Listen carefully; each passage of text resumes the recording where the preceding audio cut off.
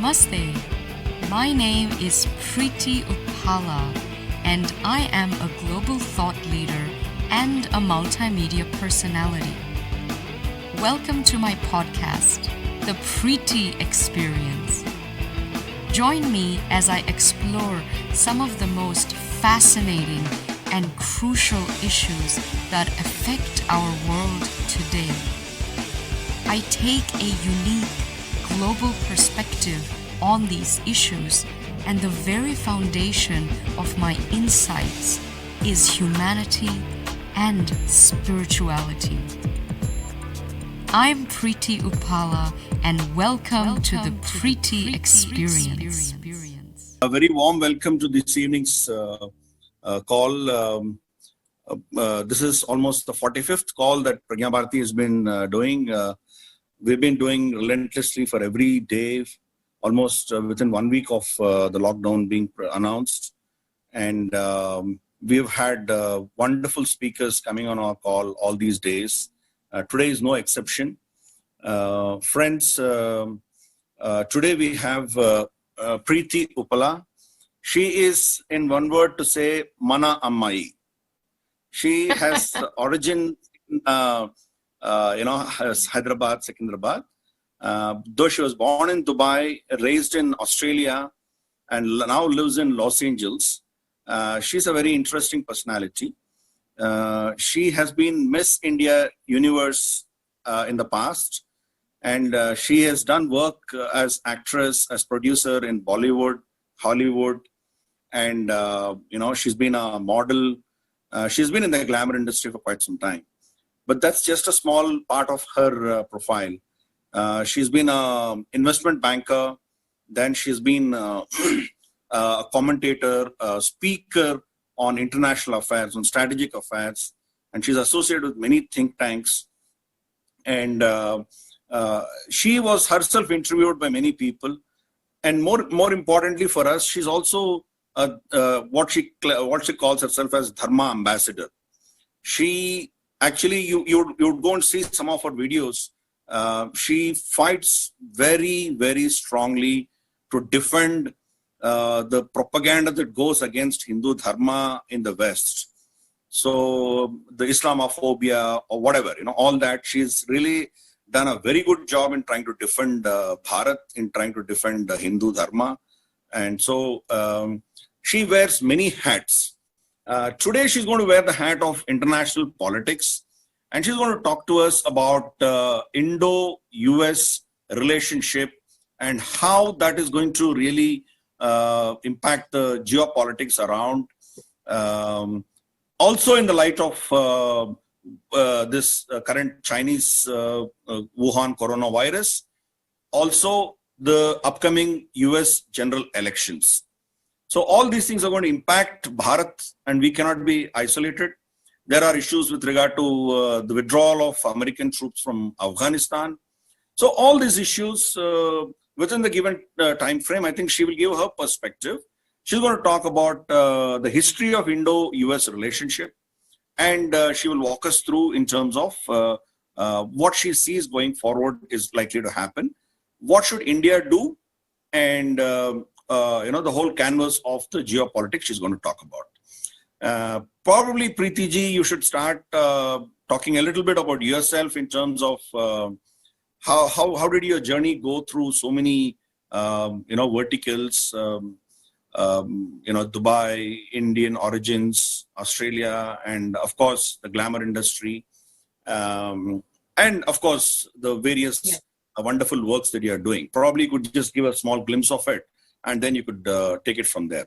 As always, what we do is once your talk is over, that's when we start taking question answers, okay? Where we can All take, right. and then we will specifically unmute those that have, asked a question. We will unmute them and we'll mute them back. That's how the protocols we run it. All right. Okay, floor is yours. All right. Namaste, everyone. Namaskar, Andy. How are you? So honored to be here on this amazing channel. I think you guys are doing great works, which is so necessary at this point of time. So a little bit about myself. I truly am a citizen of the world, grew up in Dubai, lived all over the Middle East, including the Kingdom and Bahrain and other parts of the Emirates as well. My parents had moved there before I was ever born. I, stayed there until I was about 15, when my father, who worked for an oil company, he was an executive there, he got transferred to Europe because he was working for a French company.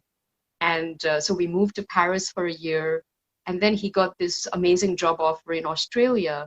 So we ended up immigrating to Australia as a family, and that's where I did my 12th grade. I only did 1 year of school, which is the 12th year. So I skipped 2 years in high school. So I was very young when I started university. I was 16. I was the youngest person in Australia, I think, that year to do my degree. And so I have a BTech, and then I have a research honors degree as well. Loved university. Was offered a scholarship to study for a PhD, which I turned down because I just didn't think that it was what I wanted to do. I had a job offer in the big city, and I knew that that's where really my destiny was placed. So started working. I was, I think, 20 when I graduated, and I was working the corporate field, worked as an investment banker and then a management consultant, a business analyst, traveled all around the world, bought houses, was earning six figures when I was, barely in my early 20s. But then I had a spiritual awakening at a very young age. I had some interesting incidents that sort of randomly inspired me to start meditating. And I started that, and I really was taught how to listen to my inner self, my higher self. So I started doing that, and through my deep meditations, I realized that there was more to life than what I was doing. So by this time when I started meditating, and this is in Sydney, I was very deeply unsatisfied and unhappy with my career. I just knew that it wasn't what I wanted to do. So I didn't know what my dharma was, but I knew it wasn't working in some back office in Sydney, Australia. I knew that I wasn't going to change the world like that. So through my meditations, I realized I'm creative, I'm artistic, I have a lot of skills, I belong on the global stage. And all signs led to entertainment and creative industries. And so I gave up my corporate career like that, cold turkey, never to look back again. And I started studying full-time film, and I also worked in the film industry very briefly for a year when I was offered a scholarship to study in New York. And I took that scholarship, and I bought a one-way ticket. I moved to LA with nothing but a little suitcase and just a lot of convictions and dreams. I didn't know anyone. I had never been to America before. I had never been to LA before. And I literally landed at LAX, and I could feel the Shakti. I knew I was in the right place. And I literally didn't even have accommodation, I think, when I landed, because it was such an adventure for me. And thank God I took it as an adventure, because I think it's a really terrifying thing. Anyway, fast forward several years now, and I'm very settled in LA. I do many things. I do work in the industry. I've acted in TV, film, commercials, and so on. But I'm also producing my own show. I'm very excited about that. But that's a small part. More than that, I'm very involved in spiritual projects. So I have my own spiritual radio show. I have my own show on YouTube as well, called The Preeti Experience. I speak around the world on politics and spirituality, which is two very contradictory topics, but I manage it, and I write for a bunch of outlets, probably for about 20 outlets around the world, some big ones, including quite international as well. And I write on geopolitics, international affairs, terrorism, conflicts, peace, religion, also cultures, philosophy, and things like that as well. And my first book is coming out later this year. It's actually on the divine feminine, but it's on the Shakti aspect of it. So I'm sure it'll be something that you guys would be interested in. And I will send you information. Please do connect with me, because I think you'll find a nice bridge between the East and the West in this book. And I'm a dharmic ambassador. Of course, I always talk about Sanatana Dharma and Vedic philosophy and so on. Love traveling. My two passions in life are spirituality and travel. Been to almost 100 countries. And it's been interesting, I think, looking at the world from that perspective. And those are my passions. I just think that it's a beautiful world out there. I do know that I'm following my dharma. And I just think that the path ahead for me is going to be incredibly exciting. So that's my intro. Now I'm going to go into a topic that I talk quite a bit about. I have spoken at various great venues and on this topic, because I think it's a very relevant and it's very timely. I think more than ever, this is a relationship that has never really received the attention that it deserves. And I think we are at the precipice of time when it ought to, and I think it's starting to gain some steam. And it won't be long before I think everyone in the world is going to be talking about it. So I'll touch on different aspects of the US-India relationship. I always look at the very beginning and then the good, the bad, sort of the pros and cons, or what has worked, the thorns in the relationship, and of course, the path forward, which is the most important aspect, I think, at the end of the day. So without further ado, I shall get on with it. So this relationship, let's go back to the very beginning. And for that, we have to go pre-independence, so pre-1947. We'll go to 1941, I believe, when the Atlantic Charter was signed between the US and the UK. Now, most Indians don't know about this, let alone Americans, that among the many reasons where India was able to get its independence from the British rule was this agreement, the Atlantic Charter that was signed, where FDR, Franklin D. Roosevelt, the President of the United States at the time, had as a requirement for all the British colonies to have self-determination. So India obviously was the crown jewel of the empire, so it also luckily was given that.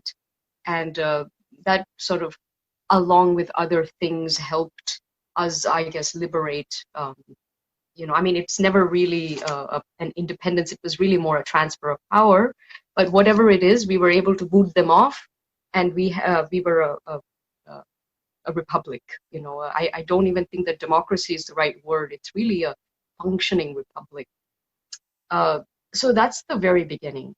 Now, when you look at a relationship between two countries, you have to look at what you give and what you get back to get an assessment of, is this relationship worth it, in your favor, or is it against? What gives, right? So let's take a deep dive into this relationship. So 3 factors for any strategic alliance are trade, political, and military. So let's look at these 3 and see where the 2 nations stand thus far. Trade. The current trade balance is $150 billion between India and the US. And I don't know if most people know this, but it's actually in the favor of India. So we certainly, I think India is the only country in the world where the US has a huge deficit for the service industry. So that's your technology, all of it, consulting as well as more basic services as well. So that's fantastic. So trade-wise, it's very healthy, I would say, 150 billion. This has quadrupled over the last 10 years or so. But honestly, when you look at the US and China, I think we could do a lot better. And we can't blame the other. I think we have ourselves to blame a little bit. We've been very protectionist as well, and some of it is good. But I think we have our own. There needs to be a trade, I guess, policy reformation. Let's say, including labor laws to be reformed as well. And I seriously would suggest economic reforms as well. I think this would be the time. So I came across these numbers from the official US government, and I just thought I'd read them out because I just thought they were very impressive. So the US investments in India over the last sort of decade or so have crossed the 50 billion mark. India has cleared 286 projects worth 97 billion in recent years. Indian companies have invested more than 25 billion in the US. This was several years ago, so I think now it's much more than that.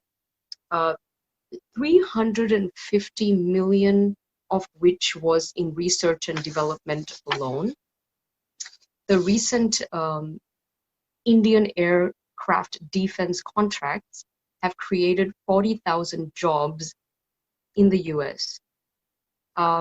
So these are fantastic numbers. I think there needs to be obviously a fair dialogue between the two countries to make sure that India's priorities and concerns are being met.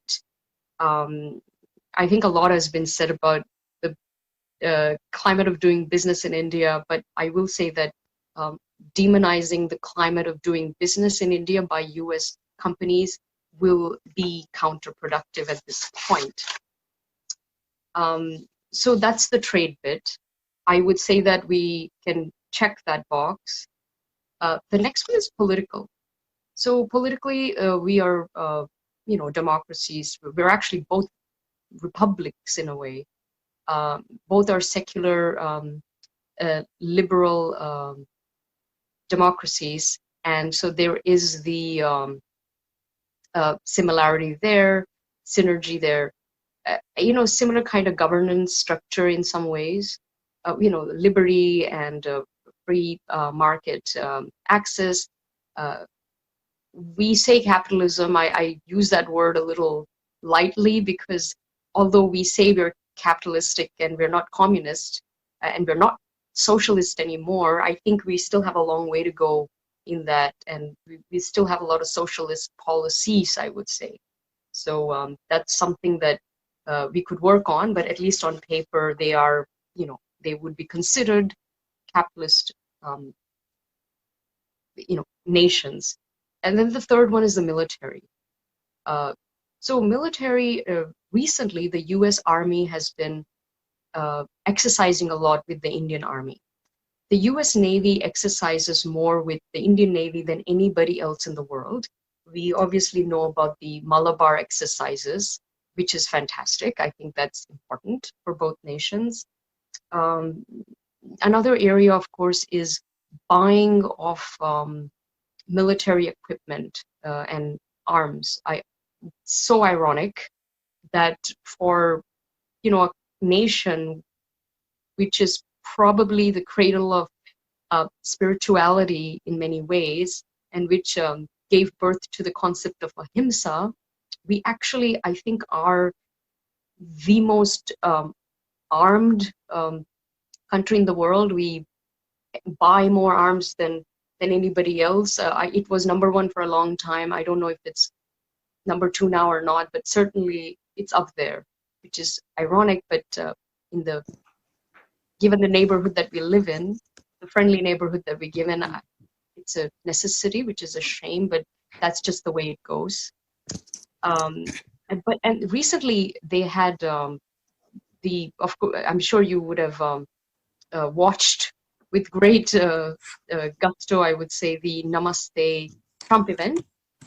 in Ahmedabad, where that great grand event ended with a $3 billion, let's say, transaction between the two nations, where India ended up purchasing Apache and MH-60 helicopters from the US. I think you got a good product for a good price, let's say. And so India is starting to buy arms and sort of this advanced American military equipment finally from the US, because this is a very recent thing. For the longest time, and I think still we get most of our, whether it's the MiG-21s or missile system, which happens to be a very good missile system, from Russia, right? And these two obviously are two different systems. They don't always coordinate with each other, but I think the US always expected India to start buying defense equipment from it. So in that respect, I would say there is certainly a progress being made. But when I look at military, I really ask myself, look, at the end of the day, bottom line is, if we get attacked, right? If there is a serious attack, who's going to come to the rescue? I think that's a big question that you have to ask yourself. And I think history has shown in the last 70 years that we have had to fend for ourselves more often than not, with maybe one or two people coming to our defense. And the US was not really one of them. So from these three, trade, political, and military, I would say that we're good on trade. We are good on the political system. I think the military, a lot of room for improvement. I think that's maybe a missing link there. All right, so I want to quickly talk about what is working in this relationship, the good, and then we'll go we'll move to what's not working in the relationship. Okay, so good things very quickly, as I mentioned before, the political system, both are secular liberal democracies with free market access, capitalistic environment, market-driven economy. For India, that was only since 1991. But having said that, we've jumped, I think, through heaps and bounds in that way. An important sort of similarity or synergy is actually technology. So when you look at the US, the USP for the US is technological advancement. When you look at India, what can India offer to the world where the quality is very excellent? And that would be technological development and services, right? So this is like a match made in heaven. Silicon Valley is, I think, run by Indians. Probably 50% are Indian professionals, not just low-level developers, but startups, middle management, executives. I think the top 10 tech companies today in the world, which are all located in the US, their CEOs are Indians. They're not even, some of them are not even Indian American. They're actually from India, that were born and educated in India, that even came over here, and now they've taken over these great empires because they have this inborn leadership quality and entrepreneurship and just vision. So it definitely technological synergy is there. The language, I think we overlook it a lot. When people always talk about India, China, and the US as the great powers or emerging powers, with China and India, what we have, maybe where China lacks is the English language. We are definitely much more well versed in it, and we have a bigger pool. India has the largest youthful population in the world, right? I think 75% or 80% of India, the median age is 25 or 27, right? So this means that it's perfectly poised, and these people are mobile, they're tech savvy. If they all learn English, I think we'll be doing very well. So I think we actually, it's underrated that that English component makes us very, very attractive in the long run. We make up where we lack in other areas. I think this is one area where we actually do make up. And then other intangible things like shared values, traditional family values, family education, and all that. That's, as the conservative Americans would have the same value structure as well. So there is a complete synergy there. That's why Indian Americans, when they move here, especially Hindus, they have no problem assimilating. They can be proud Indians, proud Hindus, as well as proud Americans. You'll find most of them extremely patriotic, very proud to be both. And you don't see that with other diasporas. Usually there's a serious identity crisis, especially with the younger folk, but with the older ones as well sometimes. But in the US, the diaspora here is very connected to their roots and also very much a part of the American fabric of society. Also shared threats. I think the two greatest threats of our time or the world are a rising imperialistic China and radical religious terrorism. These two things have plagued the world, and the whole world is starting to wake up and see both of these threats. I think Indians have obviously seen it for, well, you could say for 1,000 years, but no, we have had much more experience in this, so both of the threats, right? So that's another area where it's, it's the same things that bother us, right? So those are the good things.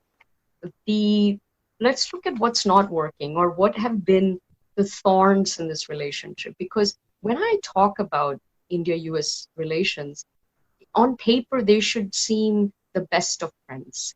They should be the strongest allies, but they're not. They've never been. And even today, they're not. And you got to ask yourself, why is that? Well, some reasons are foreign policy. So international diplomacy is a very delicate balancing act. I mean, it's not easy for anyone. But one of the biggest thorns in our relationship has been one of alliances. I think India has always been non-aligned, right, since its inception. And that has actually worked in a way for us. But the problem is there have been other nations there who probably preferred that we took a side and stuck to it. So we have independent relations with Iran and Russia. And we have a very good working relationship, I would say, with China. But the real problem is Iran and Russia. So I will break each one down. I think the Russian one is a very, very interesting relationship. It has a very unbreakable history with India, because when I look in the past 70 years, during the different wars that we've had, very few countries came to our rescue. And one of them was Russia, and Soviet Union, and then Russia. In the 1971 war, the US backed Pakistan. In fact, they thwarted our efforts, with that war, and ultimately, we won that war and we liberated Bangladesh. I think it was a big genocide and we lost a lot of lives, but Russia was one of the powers that did come to our rescue. In the 1962, I think America might have helped us just with some supplies, I think air supplies and things like that, but not sort of out and out. When I was doing my research, I found it fascinating to find out that the US actually recognized the independence of Pakistan before it did India, which is interesting, right? Which is very telling. So the foreign policy, I think, between the US and India has been extremely antagonistic in that way. So there's mistrust, I think, on both parties, on both sides, because they would say, why would you align with our adversaries, which are, Russia, for example? But from our point of view, they're not adversaries. In fact, they're, maybe in some ways the only one who actually helped us out when we needed it the most.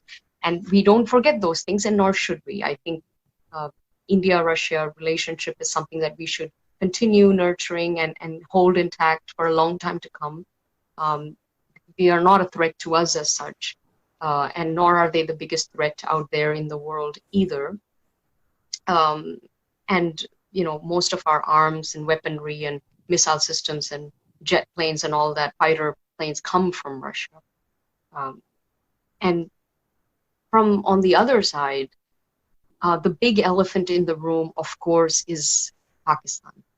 So, I think from our point of view, this is lopsided from the very beginning of recognizing, the nation of Pakistan before they ever recognized India, to backing them during 1971, and I think a couple of other conflicts as well. I believe even including Kargil as well.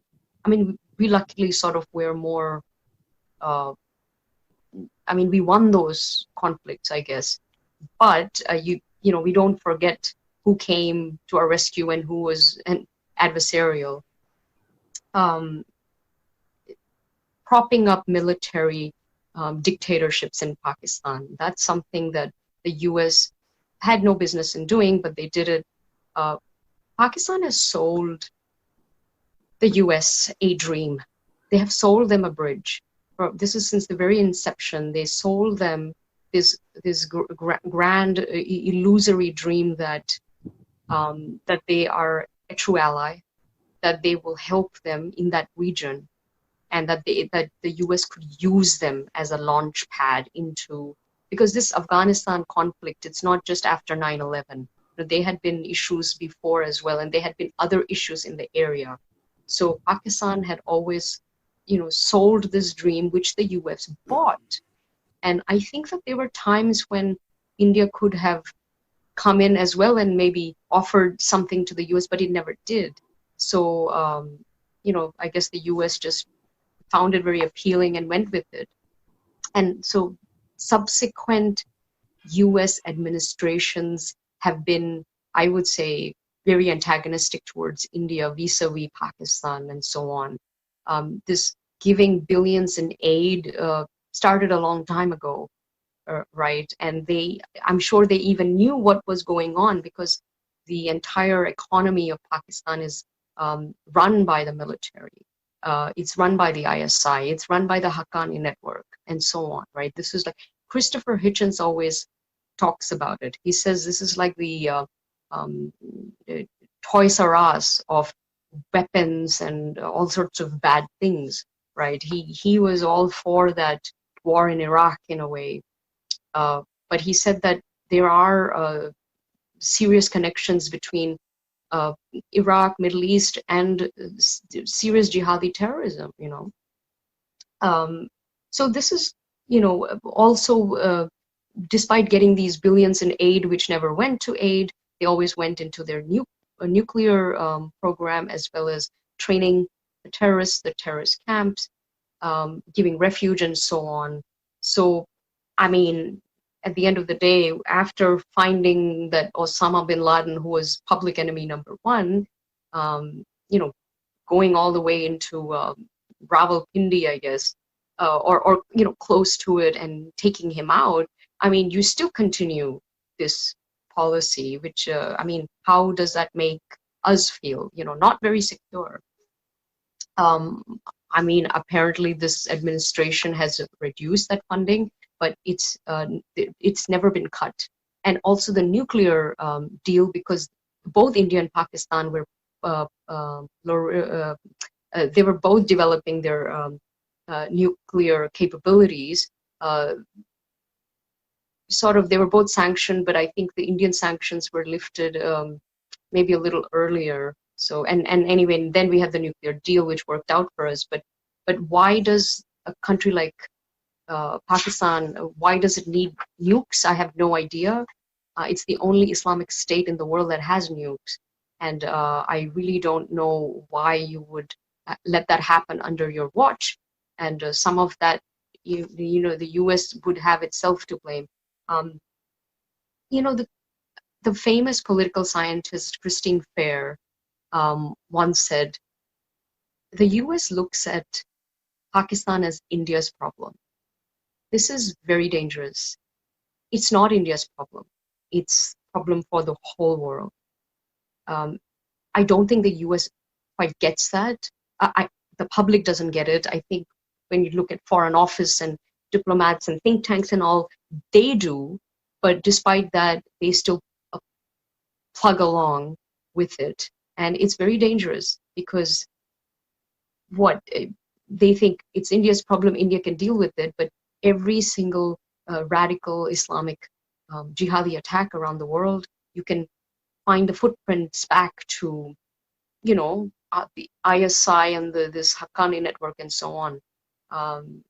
So, I mean, come on, I always question US foreign policy. Are they that dumb that they don't know what's going on? Or are they that sinister that they know exactly what's going on, but they still have their own plans and they have their own grand thing to roll out at the end, which I haven't seen yet. So I'd like to see, I think, definitely a new foreign policy in that region.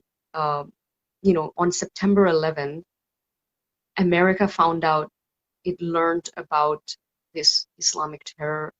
India has known it for a long time, and we've suffered. We've been, I think, the greatest victims in some way. And in other ways, we've also been the greatest victor as well. We've managed it, I suppose, without having a complete cultural genocide. Look at the recent Afghan peace deal. Completely, it's just atrocious, dangerous, really bad for the region and the world. It's like outsourcing your counterterrorism activities to the very terrorists that you are trying to wipe out. That's the way I would put it. Really, really not looking at all the options on the table. And I mean, you're really going in with a leap of faith. You're going to, if you pull out, going to leave a huge vacuum. And, you're going to leave this Taliban and all the hostiles in the hands of the ISI, and God knows what they're going to do with it. India will feel the real brunt of that. So it's reckless, but again, we have ourselves to blame because maybe we could have done more with it. I think there's a lot of people would say that, why don't we have boots on the ground there? I mean, on the one hand, you could say it's not our war to fight, but then on the other hand, you would say that we would be the greatest victims of this problem once it unleashes. And we have a great relationship with Afghanistan. We have incredible, great goodwill there. They would welcome, I think, Indian troops, and we have a lot of troops. We have the resources, right? We even have the finances. I think that's a decision that the government has made, and I think this Corona thing has actually given us some extra time, because who knows, this deal might be repealed. Maybe they're going to change their mind. Who knows what's going to happen tomorrow? I hope that things happen and suddenly it's torn up and maybe some new options come up on the table. When you look at the US, you have to offer it something that nobody else can offer it. We could have. We didn't. So Pakistan was able to fill that void. So in some ways, I think we have ourselves to blame for this. The H-1B1 visa, that is a very contentious issue. I always say the H-1B visa is the Trump card for the United States. It's the H-1B visa that made America great. Again, the technological advancements and so on. So kind of putting a stop to that or reducing that actually affects the US more than it does India. especially when there is a serious skilled shortage in the tech sector for highly qualified and skilled professionals. And, they just don't have the manpower within to fill that. And these professionals will go elsewhere. I think it's naive to think that, oh, if we're not going to give them a shot, or it's naive to think that you're doing these professionals a favor. You're not. They can also do very well in India themselves. There's a lot of entrepreneurs are going back to India and setting up startups, and they are getting valued at billions of dollars now, right? I think the whole game has changed. So I think people need to be honest about sort of worth and give and take here. The other issue is, I maybe we'll touch on the POK thing. I'm sure it'll come up in some questions, so I'll leave that for later. The purchase of the S-400, that was a very contentious matter. We thought we would get sanctioned. When Secretary Mike Pompeo had met with Dr. Subramaniam Jayashankar many times, I think they spoke at great length about this, and he, in no uncertain terms, said, we respect and understand India's security needs and its territorial integrity and sovereignty. And I think the S-400 sort of comes into that category, and I think they understand that it's something that we need, and we need to do what we need to do to protect ourselves as a nation, and the US will do what it needs to do. So I think there is broadly a convergence there. And there's the oil issue is another one as well, because we always we have a great relationship with Iran. It's a people to people kind of, it's a relationship that has it's evolved, it's had its ups and downs, but we have used to import 80% of oil, much of it crude oil from Iran at a great price forever, until recently when we stopped or severely reduced it, and now we get some of our energy and oil needs elsewhere. So that's definitely a change, I think. And I do think that we should keep that Iranian relationship alive, because we have the ports, of course, the Chabahar port that is going to come in handy at some point, I hope. You must be pragmatic about it, but that's not something that you should walk away from, considering how much has been invested. In any relationship, there is a main power, and then there's a junior partner. This is something that Dr. Subramaniam Swamy talks about. The US is always going to be the main power in any dynamic. I'm not so sure that India is okay to be a junior partner. So, at best, you need to be equal in some ways, and you just need to have mutual respect. I think it's very important with US foreign policy and with our strategic alliance with the US, the most important thing is that we don't let the US have so much influence on us that our domestic policy changes as a result, or our things that we should be doing internally are suddenly going to change. A foreign nation or a foreign power should never have that much of influence on a country like India, because it's with its population and size, you got to be very careful about influence. And also, nobody gets to dictate our alliances that we choose to have. There's no permanent friends or enemies, and we've had some relationships for a long time that are independent of the US, and we ought to honor them and know that we can have both alliances and so on. I also just want to touch on China, because China is, I think, a conversation on US-India relations cannot be complete without China. Um, you know, there's so much heat I think that China is facing right now, and rightfully so in some way.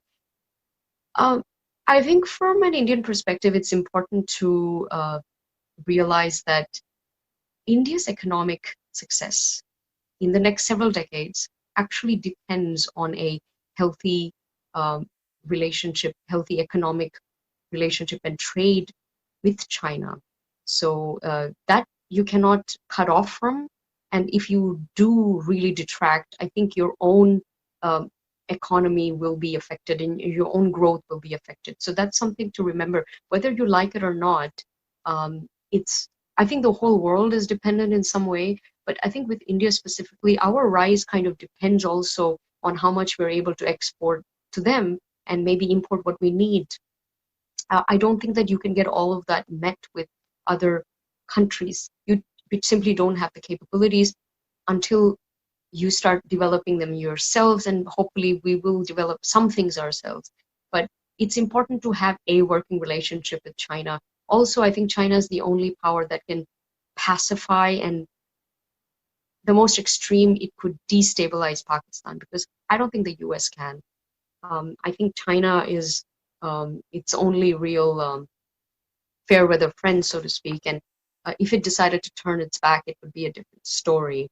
Um, I just want to touch briefly on the path forward. Where are areas of convergence? Areas for growth and possibilities. This BRI thing has been interesting. The Belt and Road Initiative. I think it's proving itself that it is not feasible, which is a good thing, because I think a few years ago people were worried, and Americans weren't even paying attention while China was rolling this out. But we were obviously very concerned, and like sort of that BRI not going on as scheduled is a really a blessing, I think, for India and US relationship in several ways. One area, of course, where both countries should really come together is the area of intelligence and counterterrorism. I think in some ways India is an expert because of what we've faced. I think we know this problem so well. It's still new to the US, and in many ways, if they choose to listen, there's a wealth of knowledge that we could provide them. Technology, I think more investment needs to be made technology wise. I think more American companies should be investing in India, not just the professionals coming here. That's not fair, because sometimes it's extortion going on as well from the Indian side of all these great professionals, and you need to make sure that people are also being paid their worth. I think a better solution would be foreign investment in India, let's say, and it's starting to happen. I would like to see a lot more of that, because there is definitely scope for it. What else? Space, absolutely. I mean, the ISRO is, I think, the second best space program in the world, second only to NASA. The two have worked together on some small projects. I think they can come together for serious, big missions. We should be very proud of, I think, of our space capability. Given the fact that we're still technically still developing, to have such excellent scientists, that's great for us. It really puts us in I think it's only a club of 4 countries, right, that has had these missions. And I hope the next mission will be definitive. And then, of course, AI and research. There's a lot going on in that area. There's already a sharing of research between US companies and Indian companies. This big pharma is great too, because we have a multitude. I mean, India is the greatest producer of some pharmaceuticals, and we export it. Actually, that's an area where we could really do well, especially after this Corona thing. I think India's whole our stocks have gone up, let's say. People would much rather deal with us than China currently, and this is something that we have to jump on. And AI, artificial intelligence research, and so on. We have some great research labs, some great scientists. I think it's time for us to step up and kind of showcase that and partner up with the US companies. I think the Ayurvedic thing is interesting. It's the next fad like yoga, I guess, but we have to be careful because what we don't want is big pharma abusing and misappropriating and copying that. There's a IP situation there. I think some of the Ayurvedic, I don't know, you have to find some kind of synergy there, I guess, because it's very attractive. And I know people who work in, in labs here with big pharma, and they own labs and so on, and they tell me that it's very attractive, but we have to make sure we are regulated and cover our bases, because just like yoga, in some ways it's great that it's all around the world, but in other ways, I mean, what are we getting out of it other than just soft power and so on? I mean, it's not regulated at all. I'm all for having boards and having serious regulations and certifications and all that. I think there should be a legitimate governing industry, I think, to go with yoga and of course Ayurveda as well. So I think that we have to be very pragmatic. I see a lot of Indians, especially, very proud Indians. They're happy with the relationship that we see now, but you have to be pragmatic. I think you have to be honest about where is this going. At bottom line, when push comes to shove, is the US going to be there for us? What are we really getting out of this relationship? Because, if you really do the research over the past 70 years, the only reason that this relationship is intact is because I think India has been very patient and very forgiving in some ways, because it's been pretty antagonistic and kind of lopsided in a way, but we have decided to forgive all of that, and we keep elevating, I think, and going, we're always evolving, which is great. So we don't hold grudges in that way. And now we're able to enjoy this seemingly great, close relationship. Let's hope that it gets tighter and in a real way, not just optics, because what I see in India with India media and with our, government or the ruling party or just people who are, patriotic and nationalistic and so on, I think they are totally sucked in by the optics, and the optics look great, but optics are just optics. I think you have to be very pragmatic and I think our expectations are too high. You need to be realistic so you don't get disappointed. I just wanted to read something before I end here that Dr. Jayashankar, I just love all of his speeches because he's brilliant and he is concise and articulate. He once said at one of these think tank meets that once the US and India have a political and military comfort level, we can come into any situation with harmony and can collaborate on global initiatives, whether it's humanitarian operations or counterterrorism exercises. Relationships are never easy. The grand strategy underwriting our ties is fundamentally sound. It does need maintenance from time to time, and once in a while, even an upgrade. I think with India's rising economy, it will be the third largest in both PPP and GDP terms soon. And in a few years, it will be the most populous, largest country in the world. It's already the largest secular democracy. I think with the population, the size of the economy, nobody can, I don't think the US or anybody can afford to neglect it. as it might have in the past. When you look at the superpowers of the future, I only see three options, because you need to have scale and scope to be a real superpower, and you can't be a tiny Britain with 80 million or whatever population. I just don't.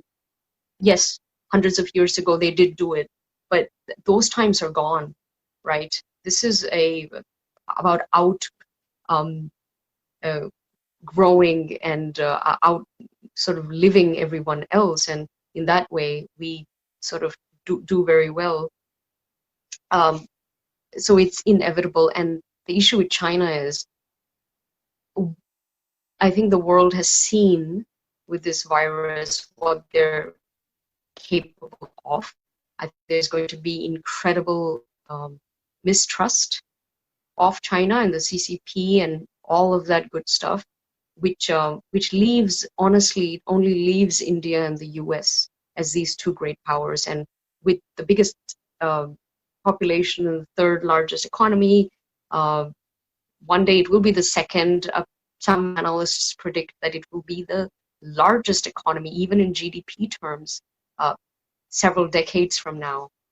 I think India's opportunity to prove itself as a true global leader is imperative, and it's doing that. I would like to conclude by saying that India is an indivisible ally of the US in the 21st century, and the US recognizes that. History compels and destiny beckons that these two great powers will dance with each other in the future. So with that, I would like to conclude my talks. I will open it up to Girish ji for your feedback and comments, and very looking forward to having a interesting conversation about what I just shared. Thank you, Preeti ji.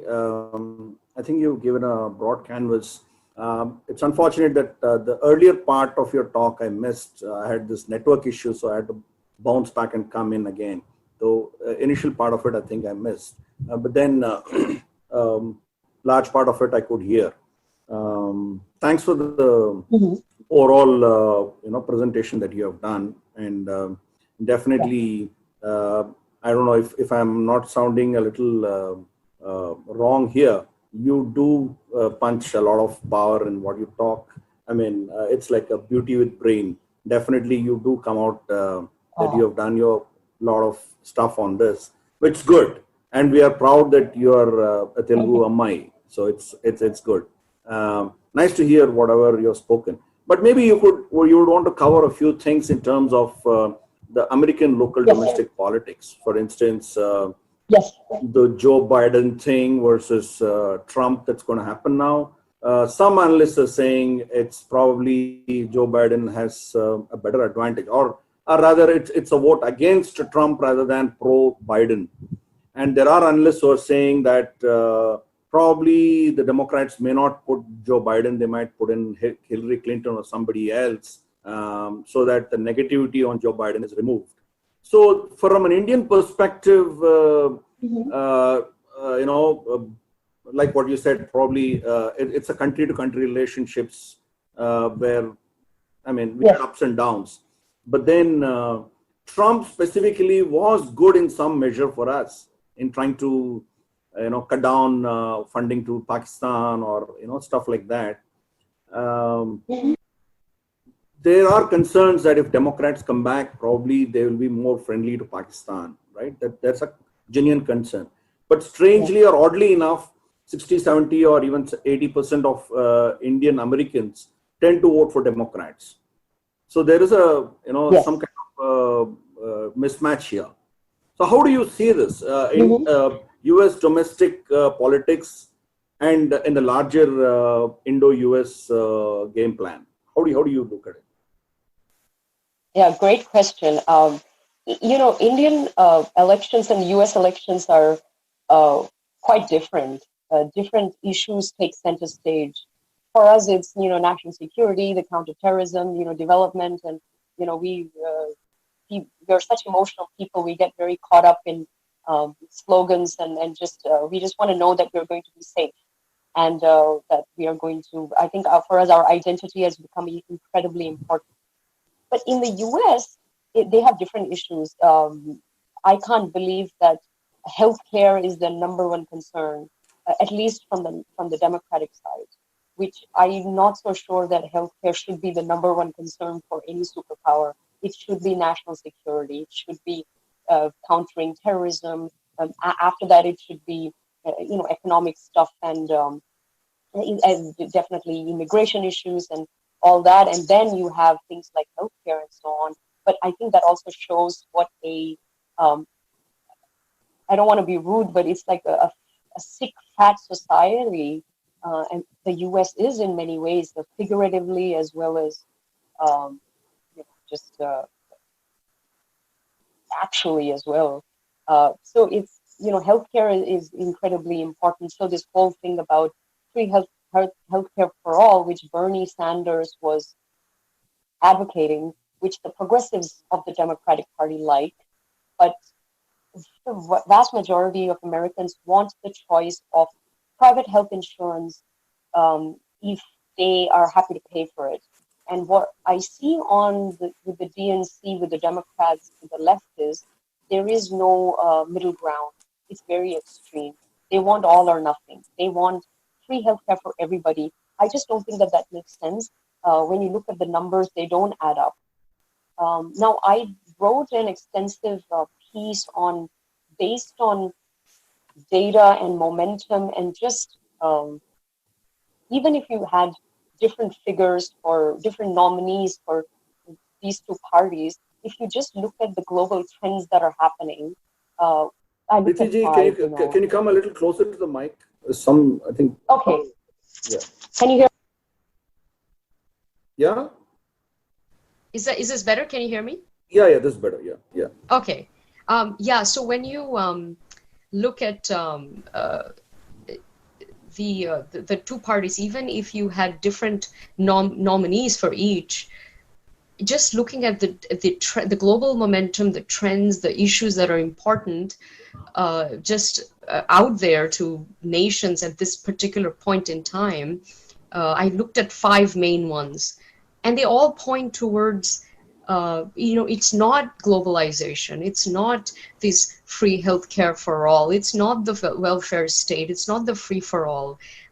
National security is important. Identity politics is out. Globalization is out. Nationalism is in. You look at crumbling. I think a weak opposition. I don't think that the Democrats are a strong opposition right now. And usually when the economy is good, the incumbent usually gets reelected. Now with this corona thing, we have to see. Yes, the economy will be affected, but I think it could also work in the favor of the incumbent I think that their rhetoric should be, well, at least you know what you're going to get with me.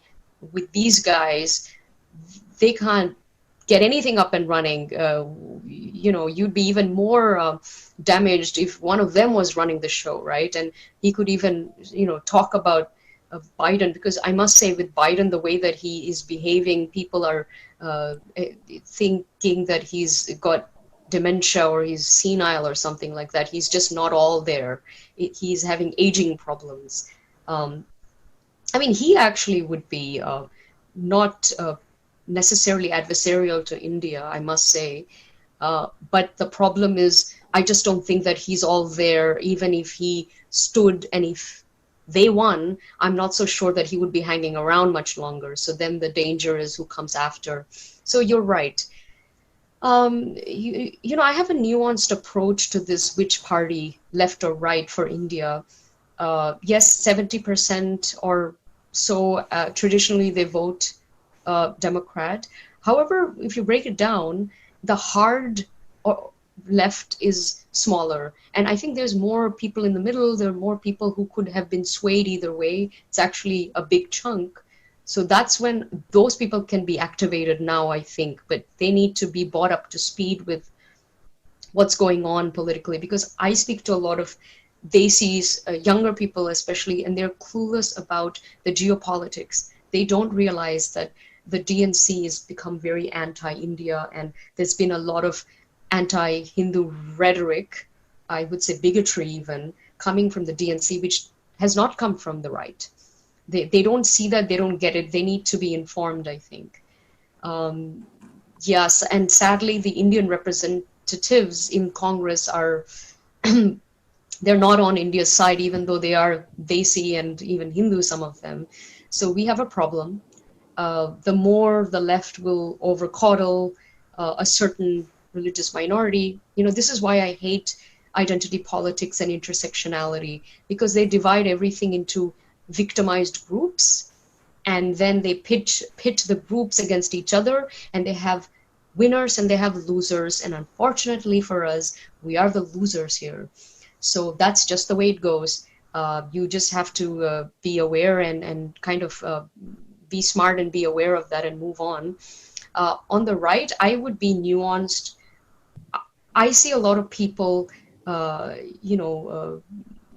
who are very anti-left, I would say, in America, who think that they're all gung-ho for the right. I'd be very careful, because whether it's the H-1B thing or even you have the Christian right as well. You need to be, I think, careful. There's bigotry everywhere.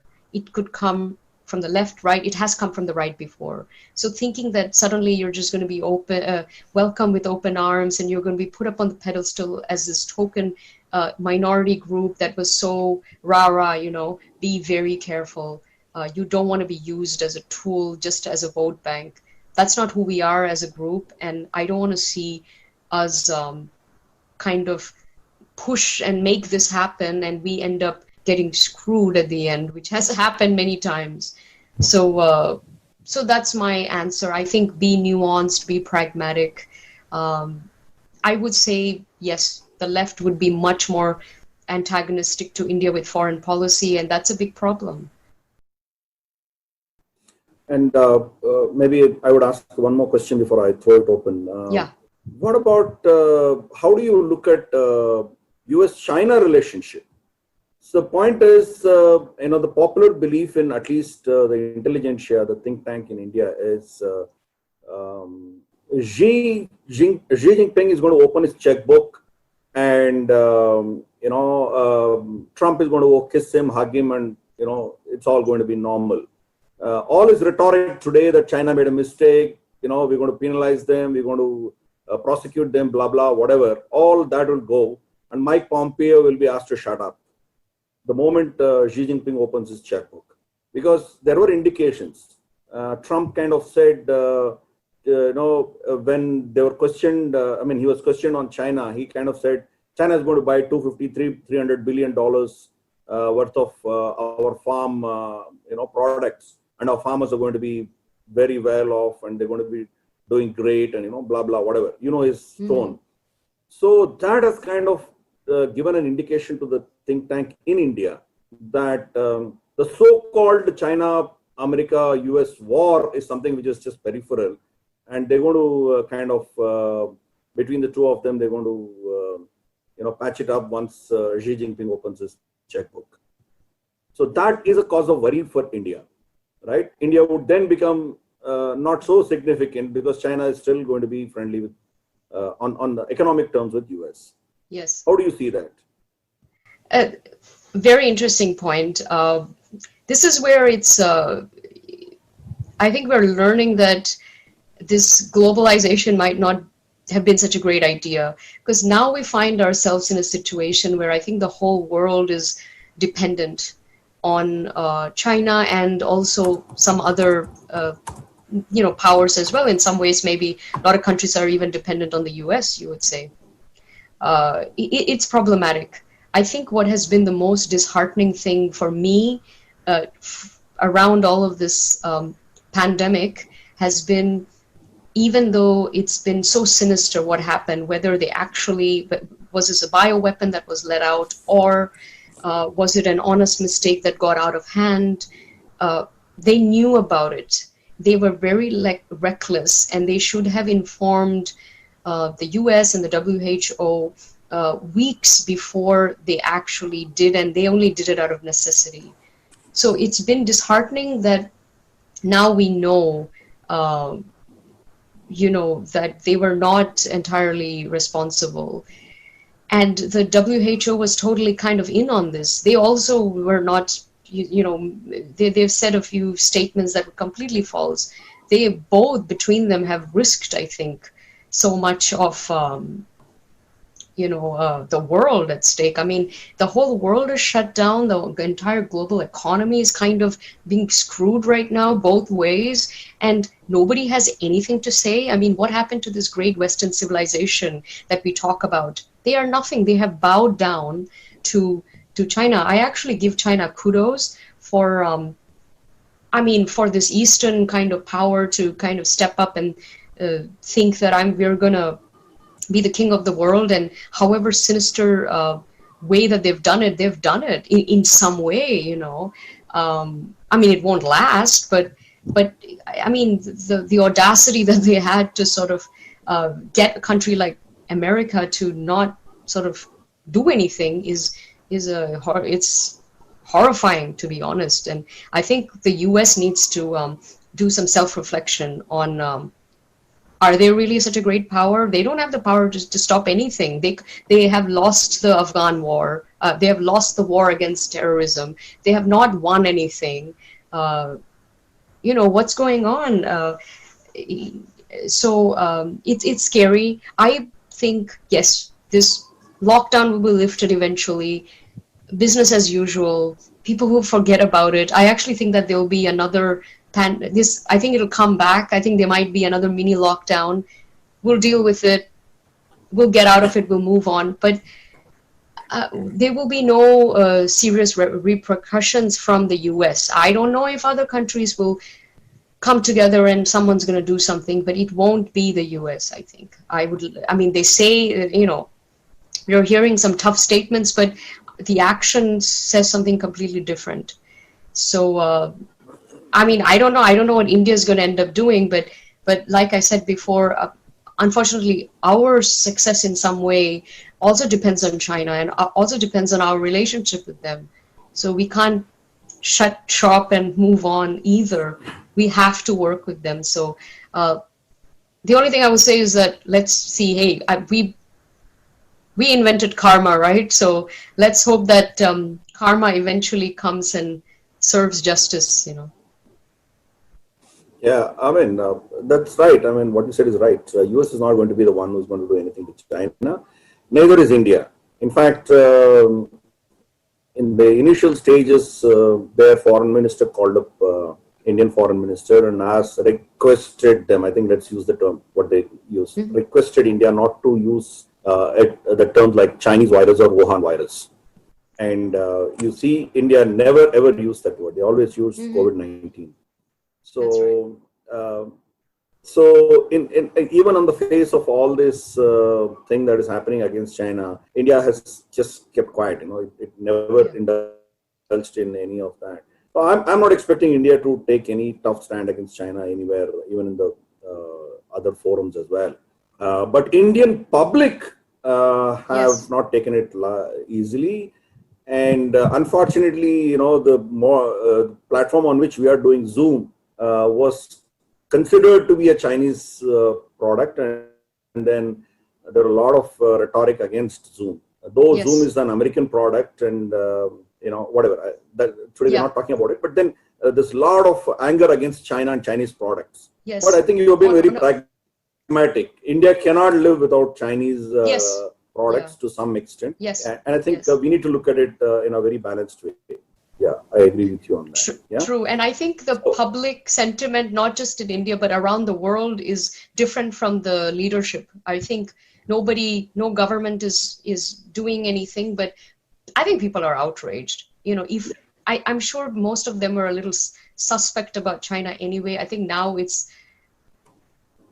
I think some people have had it, and in some small ways, people will try to wean off the dependency. I think Vietnam, India. If India was kind of bullish, they could pick up. They could really pick up, but I don't know how bullish they are. I don't think they are, but they could actually really get some of this kind of residue. But I think countries like Vietnam, Taiwan will end up picking up what India could. So let's hope that we get something out of it, because there is some sort of backlash. Yeah, thank you. Yeah, thank you. I think we'll start the Q&A. Dheeraj, you can switch on the chat, please. And we'll go with Kirit Sinha ji. Kirit Sinha, please go ahead. Yes. My question is very and very in-depth lecture been given.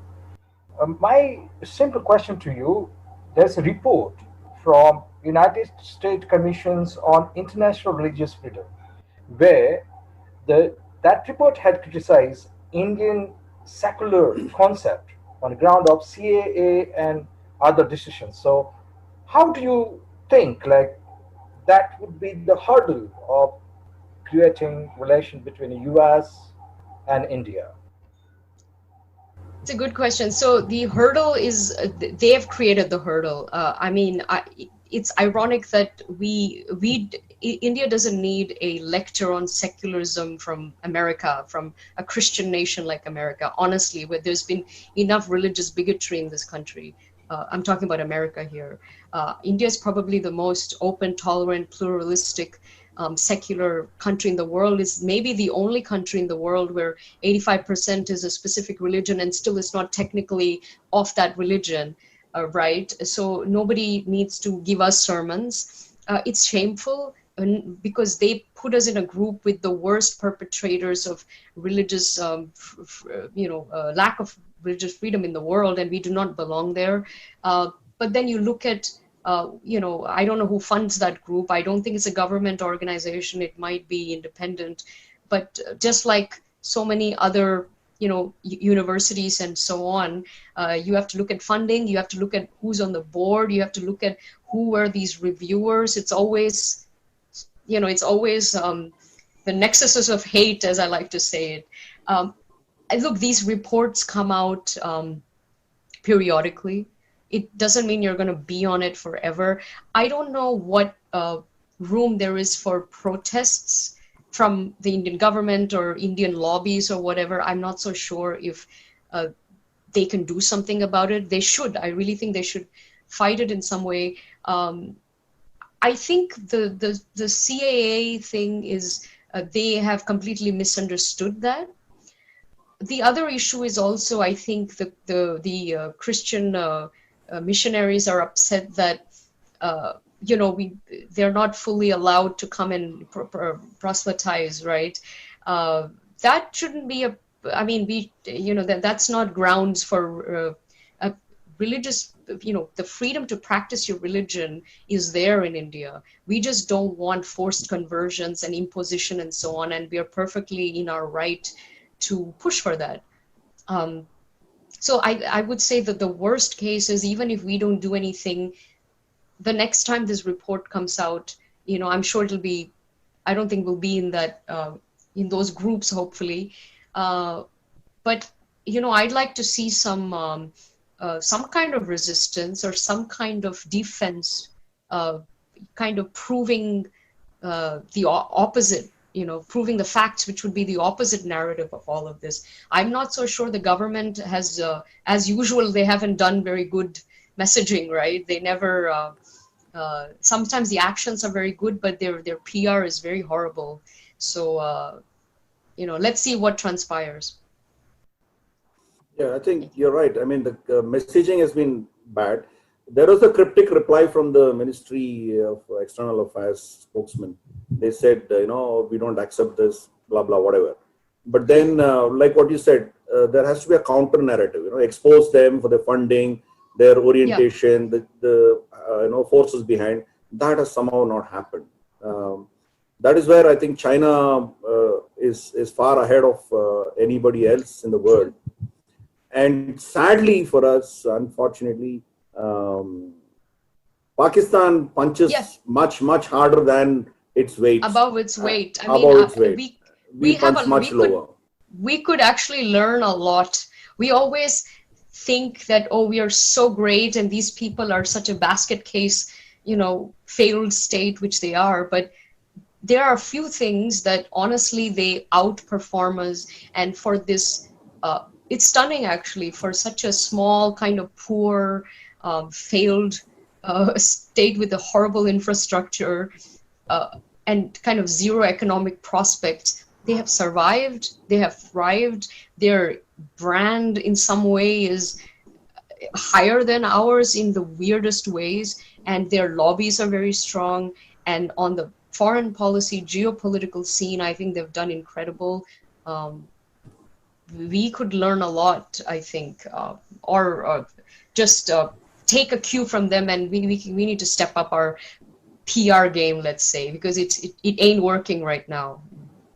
Yeah, sure. Thank you. Let's ask Indira Garimella ji. Please go ahead. Preeti, hello. Yeah. Can you see? Hi. Yeah. Yes, I can. Hi. Yeah. Your speech is excellent. Oh, Couldn't have agreed more. And then I have couple of points. I think not couple, more than that. And you said about non-alignment, India from the beginning. I think India, though it said explicitly that is non-aligned, but it associated with Russia, and Yes. it had a tilt, if not association, it had a tilt with Russia. And Russia actually always helped us Yes. because it has got veto power. And it is pro-India, socialist, Yes. some way. So that we have to continue, as you said. Yeah. Yes, 400s we are buying. I don't have anything. Then you posed a dilemma that though ahimsa is there, we are spending so much amount on armaments. Okay, we are buying. And what I think is, you know about medieval history, medieval ages, how the kings fought in all the places. But later on, we came to liberal democracy, but the only thing we carried out was the military thing. What the kings followed, that type of military, they're also following to protect our boundaries. Yeah. And these Western countries always keep saying that, disarmament should be there, nobody should pile up arms or something. And they are the ones who produce. Yes. The very visit of the Trump is to please the lobbies there. It's true. Yeah. The produce arms. Is it not? They encourage us. They want us to buy. So what Modi ji is doing is, let us transfer the technology, make in India, so that one day we ourselves make in India. That is one good thing. Instead of spending so much of money on them. I think you agree with me. And then the other thing is, these Abrahamic religions, they have an understanding. Otherwise, US Religious Council wouldn't be supporting so much all these atrocity, all these some small skirmishes that are happening in India and posing it as a big ones. Is it not? And then they don't know about Hindu religion, and we don't have PR. I think we need people like you who convey the message, and not only you, some other youngsters also potentially should convey what is what in Hindu dharma, which is there, that is tolerant. Okay, thank you. I agree with you. Okay, thank you. Yeah, I mean, she is a Hindu, Dharma ambassador in that sense. You should, madam, you should, Indira ji, you should go onto YouTube and watch some of her videos. She defends the Indian action and, the Hindu Dharma in terms of its, ideology, and in terms of the wrong narrative that the church and the local lobbies throw at her. And, some of the talks go on more than 1 hour. She's vociferously defended it. And so she's done a pretty good job at that. Thank you. But I think, like what you said, we'll probably need more Preetis around in US. Yeah, that's true. Great. Thank you. Thank you. Then DSR Murthy ji, please go ahead, sir. Namaste. Namaste. My party is a large segment of the Democratic Party is moving increasingly to the left, and Donald Trump seems to be excessively transactional. Given these Yes. two trends, what constituencies in the US are willing to work with for long-term gains for both countries? That's a good point. Yes, this current leadership is transactional, but whether or not that's the case, I still think that the left, not just in America, but around the world, in the UK and even in India, right? It is moving in a different way, whether it's this, kind of almost communist kind of policies and a kind of over coddling of specific certain minority religions, let's say, and we get kind of screwed in that deal there. So I think just when you look at left and right, yes, the right it's more transactional in a way, but I just think that when you weigh everything up, you have to ask yourself who is going to be less damaging to India, and it would be the right. Currently, it wasn't always the case, um, but it is today. I think one thing that we need to do, our community here in America, is we need to understand the power that we have with our vote, because there are only 4 or 5 million Indians in America, but they're the most educated and the wealthiest ethnic group, and they are very generous with supporting candidates, and we do become a good swing vote in certain states. I think we have to pitch or market ourselves to actually both parties, but definitely the right, as that, hey, we could be that swing vote for you. Come woo us, because that's not happening right now. We, out of our own sort of threats with the left, we are running towards this group here, but we need to make sure that it's appreciated, because I always tell people like this, don't, you can be gung-ho, but don't be naive, because tomorrow those same people will start complaining about your faith and this and that, and I don't think you want that. You want people who respect you and respect the weight that you have and respect your contribution. And there are people at the very top that do, but I'm talking about the masses. It's not always the case, because that group is one where they don't travel, they don't read, they know very little about India, and some of their ideas about India are very primitive and not positive. So I think we have to really inform them, and that's on us. Nobody can do that for us, So I think we have I would say that we kind of are stuck between a rock and a hard place, but I think one is a little less damaging than the other, let's say. Lesser of the evils, that's about it. Yeah. Okay. Vivek ji, please go ahead. Yeah. Thank you, Preeti ji. Very nice to see you, such a Hindu leader and dynamic and full of passion. Just one or two things. One is a very good question which you only can answer. The other is a small comment. A lot of Indians are confused about China. Yes. It's very simple. The white people, the white men who were greedy to increase their profit, they took all their industries to China in 90s and 2000 and all, just to maximize their profit. And in the bargain, Chinese made dollars, and now they're complaining. So India or any other country thinking that China will be marginalized will never happen. With everything is made in China, there's no other country which has got weak rules or labor rules like China. The white people know that the Chinese laws are very, ruthless. So they want, they are basically white men. Many Indians don't understand the white man's bottom line is profit. Profit drives white man. Indians think there's some, mother-beti ki relationship. वो हमारा दोस्त है, उसने ये हाथ कर दिया. ये ऐसा नहीं चलता है. The white man is nothing but profit. You can tell me more, and then a very important question I want to ask you. Okay, you're right. I mean, I think we may be dharmic.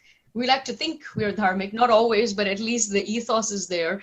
But the West isn't like that, and you're right. It is, they have exploited it.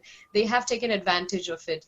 Even now there's all the billionaires are they're very happy with China. And Yes. when all of this is lifted, they're going to go right back in. Exactly. So it's naive to think that suddenly there's going to be some moral awakening in the world and we're all going to shun No. China. And not at all. I think it's going to be business as usual. I think we need to be smart and almost kind of say, are there areas where maybe we can do something that they're doing? Because we also have benefits with, we also have a big labor pool. And Yes. again, like I said, the English and the young, and the mobile and all that, because what China has is they have an aging population and they know that their age of humiliation is coming very, very quickly.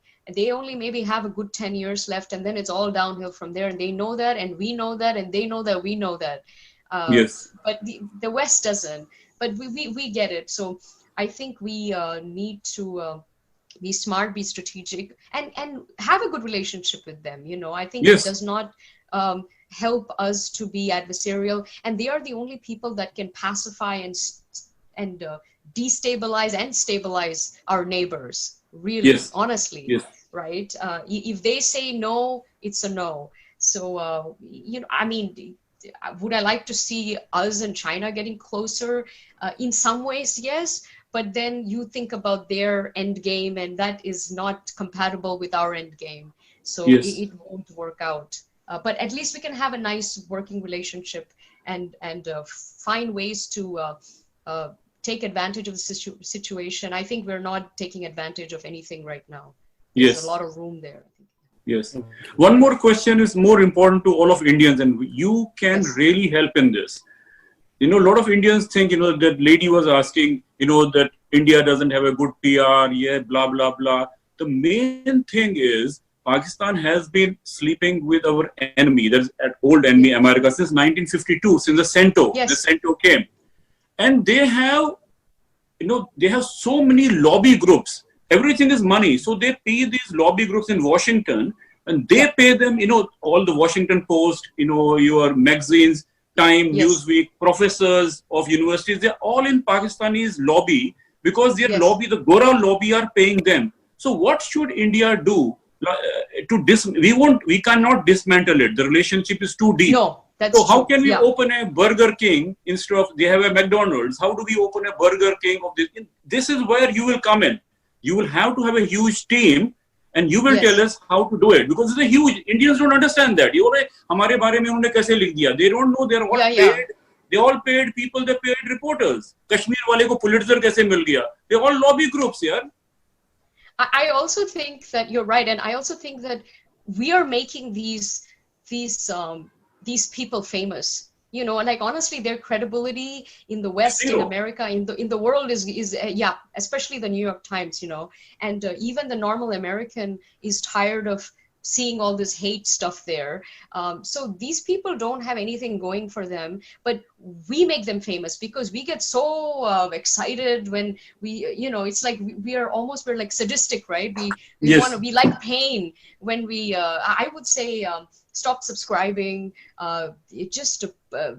Because I'm sure a lot of Desis do subscribe to this crap. Yes, they do. They do. Yeah, they do, and they shouldn't. I think they should wake up. And even in the UK, the BBC, the same, the Guardian, the same thing, right? You need to pull out because money talks. Yes. These people they will take money from any place. So what's stopping us from also making ourselves appealing? They're not bound to anyone or any. Yes, exactly. We need to come together. I think we're very disunited, or Yes, we are. there isn't harmony, and there's so much infighting. Anytime there's like a Desi group or a dharmic group or anything Other like will that, pull him there's down. There's so much ego. There Yes. is so much BS that goes on that they never get to doing what they were set up to do. Yes. It's just who's going to be the president. I said this, you said this, I'm right, you're wrong, and then Spot on. while they're fighting, the stuff is going on. So Exactly. come together and we're brand. Look at Indian soft power. It's maybe the most precious soft power in the world. Like, come on, the whole world knows India, and I've been to 100 countries. Anywhere I go, people are like, I love India. India's great, and it's so genuine. They love Bollywood. They like food. They like cricket. They like everything about India. So, and they always say, "Are you Hindu? I love Hindus. This, that. They're so nice people. You know, yoga and this and that." So we have enormous goodwill around the world. So we have it's already there. I think we just need to push that and proudly, and need to set up some serious lobbies. I think in Washington, they're happening. There are many disjointed groups, I think, but we need to have one big one, I think. Thank you. Ram Kumarji, please go ahead, sir. No, yeah, thank you. Thank you, Giridharji. Namaskar ji. My question to you is two parts to the same question. One is recently there is an interesting comment made by the Indian Prime Minister who talks about a non-aligned activity again. India being closer to the non-aligned movement. This was a comment he made just about 4 or 5 days ago. Is it an indication that India should go equidistant from China and America? One. Second, do you think that with or without the present administration in America coming into power again in the not so distant future, that's in November, do you think there could be a shift in stance either way, even if Mr. Donald Trump continues to be the next president? What's your take on that? Thank you. So the first, when the Prime Minister says the non-aligned activity, I'm not just about China. I think other alliances that we have as well that are adversarial to the US. And I think he was, in one way, we are like the only power that's been so non-aligned, but in some ways that's worked for us. We have been able to have these various independent relationships, and different ones have served us at different times, right? So I wouldn't say it's all such a big failure. In some ways it's been helpful. I think these are chaotic times. I have a feeling, honestly, the whole world is going to start moving towards non-alignment. I think they're all going to start adopting. You just can't have permanent friends and enemies anymore because of this situation, I think. And I think more people are just going to go insular. I think India has also been very insular forever. That's who we are. It's very inward, right? And I feel like after this pandemic, everybody is going to go a little insular and more sort of self, but kind of isolationist in a way. So that's for the first question. And the second question, I think if the same administration comes back to power, I'm not so sure how drastic that stance will be. I have a feeling this relationship seems to be one of optics, and you have to look at the actual policy later. I think the optics will never die down. I genuinely feel that there is a genuine chemistry there. I don't think that's going to disappear. And moving forward, I think they may even they have to work together on many issues, whether it's big pharma or oil data, this and that. So, the optics will be good. I think there's genuine sort of kind of bonhomie going on there.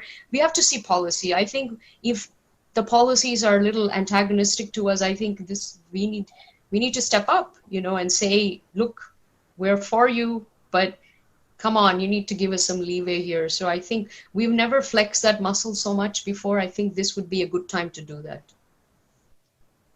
Thank you. I think next is P. Venkatramana from Karimnagar. Yeah, Venkatramana. Namaste ji.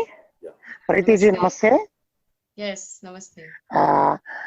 Madam, I would like to know from you why America always supports Saudi Arabia, which is exporting Wahhabi extremist Islam, which is not even a democratic country, and opposing Iran, which has a democratically elected government. And we see world over, most of the terrorist organizations are Sunni Islamic organizations. Okay, interesting question. So yes, the nature of this kind of terrorism is specific. Yes, it's the Salafi, the Sunni Wahhabi, but I would question the source of that funding. that's changed hands too, because I think there are other sources now that are funding it. And then, of course, you have states that are executing it. So, even India has a fantastic relationship with Saudi right now. And I think more power to them, right? Because like when you look at MBS and Modi, like this current Saudi leadership is the most pro-India, and I would even say pro-Hindu ever. That's a good thing. We need them and the Emirates. We need these people on our corner. We do not want, because they haven't always been friendly, right? We need all the those OIC countries on our side, and I think Modi has done a great job with, kind of wooing all of them, and they genuinely are, they like India and so on. Now with the US, you have to understand that a lot of their foreign policy is dictated by their relationship with Israel.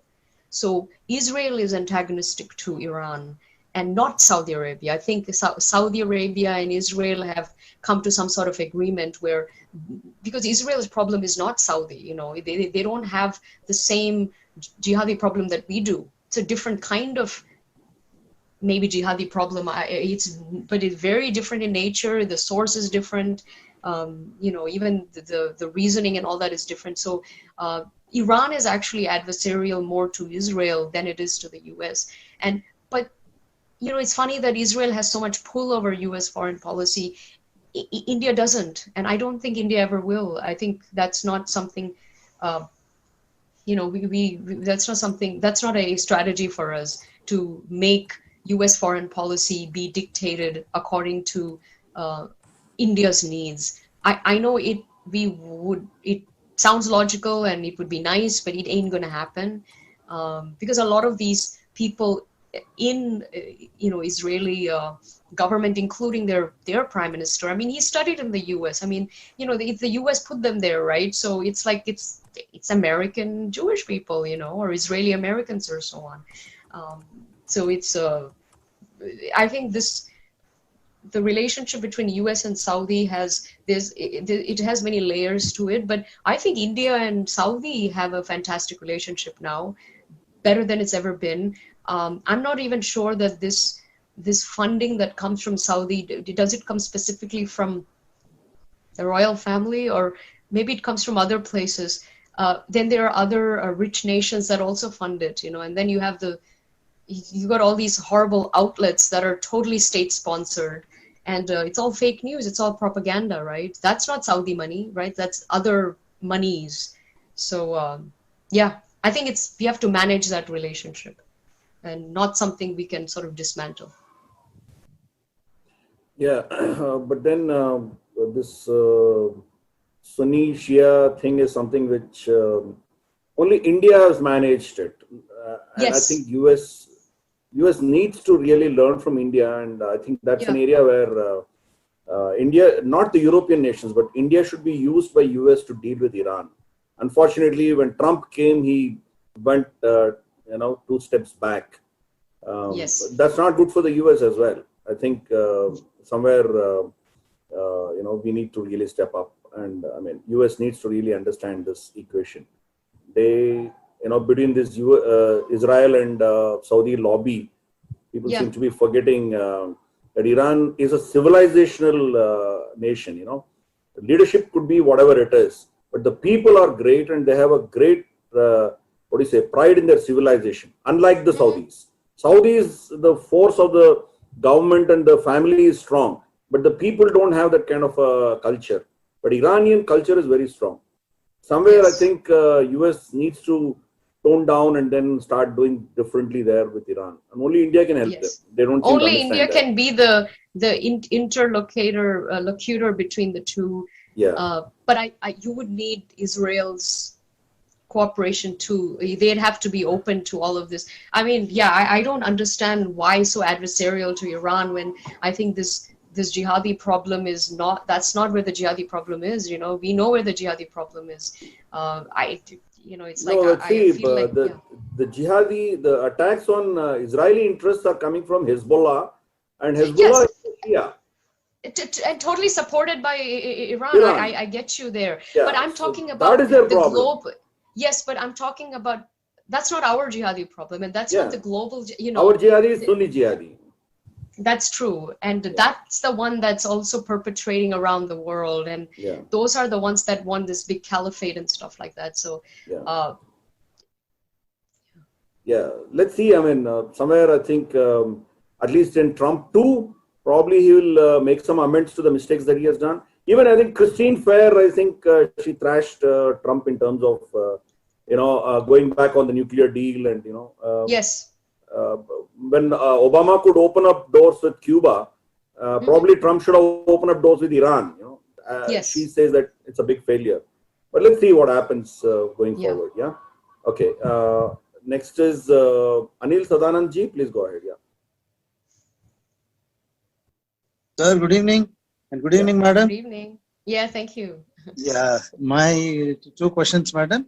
As far the defense is concerned, see, we know, I don't know, well, the IPKF, whether we should have accepted or not, but in case in India would have not sent our peacekeeping force to Sri Lanka, we would have lost a very strategic place that would have gone to China. That is what the defense analyst says. And the blunder what we did was, we all know about it, like supporting the Sri Lankan government, and going against the ethnics of the Sri Lankan ethnics, I mean the Tamilians, and that is what costed very dearly. Now, why I'm taking this point is why India did not agree with America with the defense giving our people for the peacekeeping force to Afghanistan, because already they have got enough with Pakistan. Yes. And in case we give our military to the international peacekeeping force, and we want to invite problem from the Taliban and whatnot, and just imagine where would have ended today. So that is a very reason I personally feel it, and then you need to answer this. And my second question is about, now that after this COVID-19, the China and Pakistan are really going to get closer. Is this the right time for India and America to chalk out something to work better for our economics? So okay, so the first question, yes, that is a wonderful opportunity that we had that I think was squandered. I mean, we have to extend ourselves, I think with the US, you have to give it something that it wants, and something that something it needs, and something that no one else can give it. And India can give the US a lot of things that no one else can, and it didn't. Right? You need to extend yourself at some point. Now, there are some analysts who say, it's not our war. Well, it will become your war at some point. If we completely stay out of it, it will absolutely become your war. So I think that was a blunder. We have enough resources and people to send a small contingent, right? And we have goodwill there anyway. Was a mistake. Let's see what the pandemic throws up. I think everything is in flux. I mean, these contracts and deals can be torn up at any point. I mean, if there is an attack on an American base or something, all hell is gonna break loose, and you can easily tear up things like that, or people change their minds. I wouldn't be surprised if this government does go back on it. And I mean, I wish we could twist its arms. I mean, we can, but we didn't, and we are not going to. It's not going to happen. So I think the prayer should be, they wake up and they go back on it, or something happens and they're forced to go back on it and tear it up, and then look at other options. And I think, there is scope for India it definitely needs to be involved, because that whole situation will be the biggest victims of whatever the outcome of this Afghan deal. India will be the greatest victim, and it wasn't even involved in the peacekeeping. I mean, in the peace deal, which says a lot about what some of these great countries think about us, right? So we can't be naive, and we can't just think, oh, they think we're such a power, or that, or I mean, there's all kinds of people who don't want to see a rising India either. And there are people who know that this will hurt India, and they're quite happy to go along with it. So that's blunder, but let's see. There's always hope. The second question, yes, I mean, I do think on a number of areas it's important for these, the US and India to get closer militarily or strategically or so on. I mean, I think the China-Pakistan relationship is also a little bit antagonistic. It never used to be, but it is becoming now, right? Because of this whole Uyghur situation. And I think moving forward, I mean, I don't know how cozy their relationship is either. I think China is just using them at their will. At some point they may not use them that much, or they may change their strategy with them, and they will be left not in a great situation. And there's a lot of internal strife going on there too. People always say it might sort of disintegrate by itself in due course because it's fragile and there's a lot of divisions and there's a lot of sort of secessionist movements. They're all over, right? These different provinces just are not going to stick around. I think for in the next 10 years, I think we'll see a broken up nation for them. So we can only hope that we remain intact and that there is no huge attack in that time. Okay. Yeah. Next is VSV Subramaniam ji. Please go ahead. Namaskar and thanks, madam, and also to Mr. Giridhar ji. I have a small submission. Yes. In your endeavors and plans, do you foresee a great role with the US PR representing Indian interest as an active professional, madam? What can you tell me what that acronym stands for? USTR is United States Trade Representative Organization. Oh yeah, okay. That's where I got. No, thank you for sharing. Well, like I mentioned, I think that the trade balance, the trade between the two countries has quadrupled apparently in the last 7 to 10 years. It's 150 billion now. It sounds like a lot, but you look at U.S. China, it's enormous. So I think there's a lot of room for much more trade to happen. I think we have tariff issues we need to sort out. They have tariff issues they need to sort out as well, right? I have asked this question basically because of the pharmaceutical industry and the steel industry are suffering a lot. Yeah, so definitely. In that context, I asked, man. Yeah, definitely. I don't know much about the steel industry, but with the pharmacy, we produce so much. We export it too. We have to make sure that we are getting the most, I guess, for our products. And also, I'm very concerned about this whole Ayurvedic thing because I think that big pharma has its eye on that. And we need to have some regulations to make sure that nobody's going to be copying all sorts of formulas and stuff and then passing it off as their invention and technology. The yoga went out of our hand in some way, right? And it took off. I think the Ayurvedic thing is even more fragile because you can call it anything. So I think the departments that take care of this with the government in India I think they have to be proactive because I'm not so sure they know how the US, these trade lobbies and unions actually work. So they have to kind of get up to speed with what's sort of going on and be more wary, I would say. Thank you. Faninder ji, please go ahead here. Good evening, madam. Oh, good evening. Thank you. Madam, my small submission. America is having much more investment in Wuhan labs.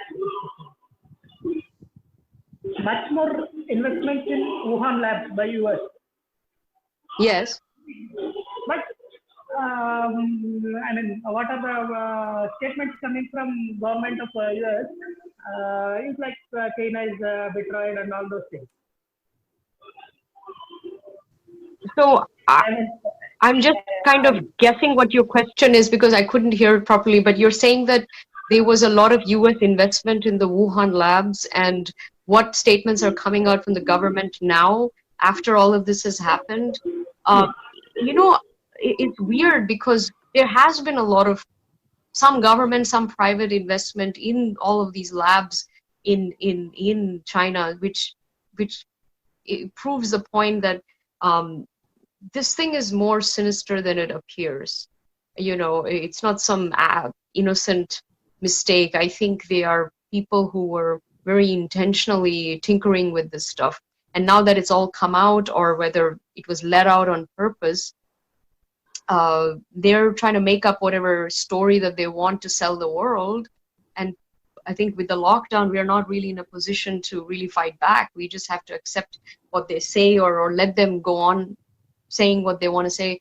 The government hasn't made any strong statements about it. You know, they'll condemn things. It's all rhetoric.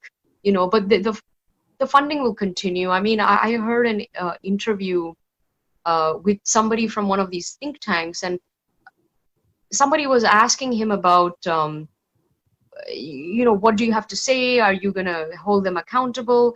And he was like, no, we've invested millions and billions, and we're going to invest even more. I mean, he had no concern for any of this stuff. He was happy to continue with investing in science and technology in China. And I was just completely baffled when I heard this. And I thought, are you kidding me? Is this the world that we're living in, that despite all of this, you just want to, I mean, find other places to invest in, maybe places that don't, you know, create pandemics around the world. It really, you gotta ask yourself, why are they doing what they're doing? You know, it's like, where's the morality in all of this? So,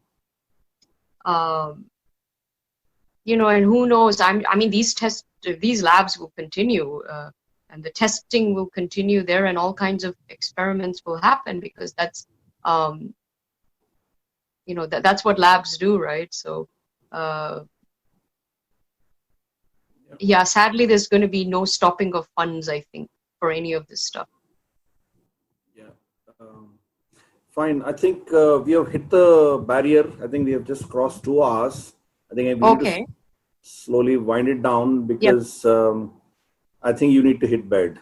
I think you have to Hey, do I look tired? I'm like very hyper, you know. I know, but it's not fair for us. It's 6:30 a.m. for you, and you know. Oh no, don't worry about the time, but yeah. Yeah. So anyway, everybody has asked so much on you know, Indo-US relationships, and that's the topic of the day today, any which way. But then I'm going to ask something else, you know, about the entertainment industry that you're part of. Yes. Of course, I'm not getting into the racist part of it, whether, you know, skin-related issues, and I'm not getting into all that. I'm not asking that. What I'm saying is, when it comes to India, again, this is sticking to India-US issues only. Mm-hmm. The Indian movies that get entry into Oscar, or for that matter, you know, which are promoted there, are more about which celebrate or which showcase Indian poverty. Yeah. Rather, or the fissures in the Indian society. Yeah. Rather than projecting the, you know, what do you say, the glory of Bharat. Yeah. All for the good instance, stuff. For instance, why doesn't Bahubali get presented? So right? I think you know, these things. I mean, there are so many that are coming out of India which are fabulous, but then those don't get presented. Maybe Thanaji, or you know, something else, which are you know, showcasing the valor, greatness, the fight of Bharat, or you know, they are simply ignored. But whereas the Slumdog Millionaire and, you know, the slums, and you know, that gets glorified. How do you look at this? So I actually have a positive answer for this. It's actually not bigotry and racism as we could easily point at. It's not that. Bollywood still has a very good name in America, and even people who don't watch it, they're like, Bollywood, you know, oh my God, you know. I mean, they're really they're in awe of it. like everybody loves Indian food here. It's like everybody knows Bollywood, they like it, music, whatever, even if they don't watch it. So it has it's got a very positive image. The way that award shows work, it's never commercial movies that get nominated. Forget Bollywood, even in Hollywood, it's never the comedies, it's never Home Alone, those kind of movies that get nominated. It's always the deep movies or the art films. There's a lot of independent artsy movies in Hollywood that end up getting nominated and get the big awards, for acting, for script, this and that. So even in Hollywood, it's never Marvel or Spider-Man. So the typical Bollywood movie is too commercial, and even the typical Hollywood movie is too commercial for these awards. That's the only reason. I think the art movies are what they're looking for. I mean, we have positive art movies. They don't always have to be gory, but that's on us. We are not making nice art movies, or if we made more, we could submit them, because what happens is I think they submit several, or there are always several in running, and from India also they look at all the ones that they have and they submit the more. So what are we submitting? I think we could submit different kinds of movies as well, instead of submitting the crap that we do, and then they usually like that because it's like so dramatic and stuff. So a little bit is we need to make better movies, positive, uplifting, real movies that we could submit, and it doesn't have to be about poverty at all. It could be the opposite of that. It could be spiritual or something like that, and they would totally be open to that. It's I mean, the Bahubali thing, that is a fantasy movie, and fantasy movies, other than Avatar, that's an exception because you had that CGI stuff. But you have these unreal fantasy kind of movies. They're not award-winning movies. People are looking. Was fantasy. Titanic was fantasy. Pardon? Titanic was fantasy. No, but it was a love story. It was a love story. It was a tragic historical event. Yes, so was Bahubali. No, but they don't know that, and it doesn't look like it was a historical event. They're like, what is this? This is some kind of mythological story. It can't look like that. It has to be very real.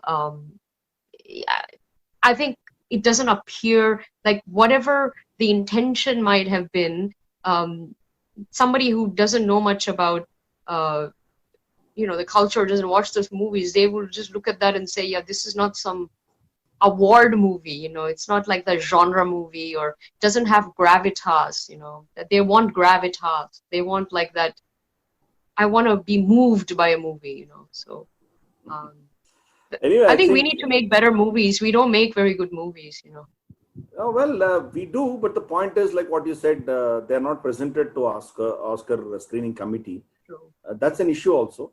But then I think in the larger frame of things, we tend to get into this issue of wanting a certificate from the white man. Why do you need a certification from Oscar? No. It doesn't matter. I would say with film industry, maybe that's one industry where we don't need validation. I'm not a big fan of Bollywood, but it is bigger than Hollywood in many ways. It's also global and stuff. We do not need to be getting certificates from them on this. Maybe there are other things that we should get, we could do better in. I wouldn't say the film industry is one of them. Definitely. Sure. I think next is Naveen Kumarji. Please go ahead. Yeah. Hello. Yeah, Naveen Kumarji. Go ahead. Yeah, hello, sir.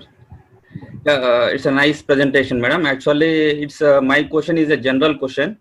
So actually, if you know, and GDP and the standard of living is entirely different. Yes. Yeah. So based on the standard of living, India is, that below poverty line. So much of almost 20% of the population is in a below poverty line. So why can't actually, you are a young and dynamic and maybe a well-known famous person, and I think you are also having some foundation, I listened.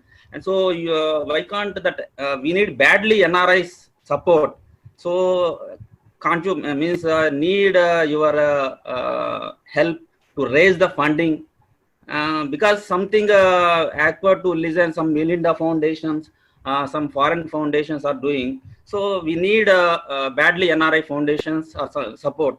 So I am eager, means need your help as a dynamic person to initiate thing and develop some of the below poverty line people.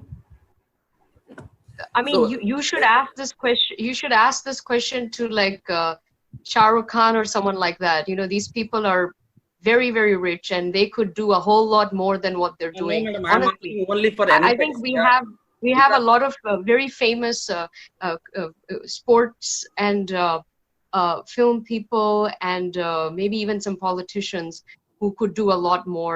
Definitely from the entertainment and sporting world. I'm not. They have. You know, I think I don't think you need to look for NRI funding. I think NRI. I work with different Indian American companies. They're raising money for research. They're raising money for advocacy and lobbies and all that. I think they are immersed in other kinds of fundraising. I think there are plenty of rich people in India that could do more. And also the government is not great at managing what it has. I think it's wasting a lot, and it's not, also it needs to promote creation of wealth and prosperity. We can't be living as a welfare state, you know, so that's my answer. Okay. So I think we'll take a last question and I think we'll wind it down. Yeah. Mr. Pawan Dhake, please go ahead. Pawanji? Hello. Hi. Hello, are you getting me? Yeah, we can. Yes, I can hear you. Yeah, okay. I just want to know that whether what we are saying a lobby from India, why don't we have a prioritize the main thing, like we are lagging much behind in the, say, like semiconductor industry. We don't have a good IC's labs and other things are making chips, where China is much ahead, and all those technology were given by US only. So if we prioritize our things on the lobby side, then we can fight with the China. Otherwise, it will be very difficult. So what is your view on this? Well, this is something that the government of India needs to set up. That's not something that companies here can do. That's the issue is I mean, that's not a job for some Indian American lobby over here. I think the situation needs to originate from India. You know, I don't know what sort of trade unions you have in India, but they should be having conversations with the American trade unions, and the government to government or business to business agreements need to be made. I think an American Indian lobby is going to be for political or sort of kind of, you know, religious issues and or things of a different nature. So the point you're making is correct, but I think this needs to originate from India rather than from here, because I'm not really sure what power they would have to move anything from here. Okay. I think we'll close it at that. I'll just ask one question, final question, and then we close it. మీకు తెలుగు వంటకాలు ఏది ఇష్టం? ఏమైనా మీకు చేయడం వస్తుందా? You're asking me what's my favorite food? No, I said, do you know Telugu food? What's the Telugu food that you relish, and do you know how to cook Telugu food? Yes, good food. Well, I mean, my favorite dish is biryani. Okay. And because I'm from Hyderabad, you know, so yeah, maybe you could reply in Telugu. I'm too shy. It won't happen now. But I like this like bagara bengan, and I love eggplant, so I like all those kind of rich gravy and stuff. But I like biryani a lot, and also puri. It's good, and South Indian food, dosa, idli, and all that stuff is good too. Okay. But I like sweets, Okay, cool. So good. Nice talking to you, Preeti ji. I think we have crossed more than. I think Ravindra Pandita ji has just come in. Maybe he wants to ask a quick one. Quick one, sir. I think we're just winding up. Yeah. Thank you. Namaskar. I don't have any questions. Absorbing talk, and I think I heard you, but not too much. It's not my subject, but I think you need not forget your Telugu, your mother tongue. No, I do. I'm just very shy. You should please do it. Thank you so much. Very nice. Thank you. Thank you. Thank you. Thanks a lot, Preeti ji, for that wonderful talk. And I'm sure, audience also was pretty active, and, we had a lively session. And hopefully, we wish to see the India-US relationship bloom from here on. And hopefully, it works out in our favor. Indian leadership tries and does something which is beneficial to all of us. Thank you all once again. We have in the invitation we had put her credentials, her Twitter handle, and her YouTube. You can go subscribe to it, and then you could be in touch with her. And what the kind of work that she's doing, could all look at it. Similarly, we request all of you to like, subscribe, and share Pragya Bharati's social media assets, be it Twitter, be it YouTube, or Facebook.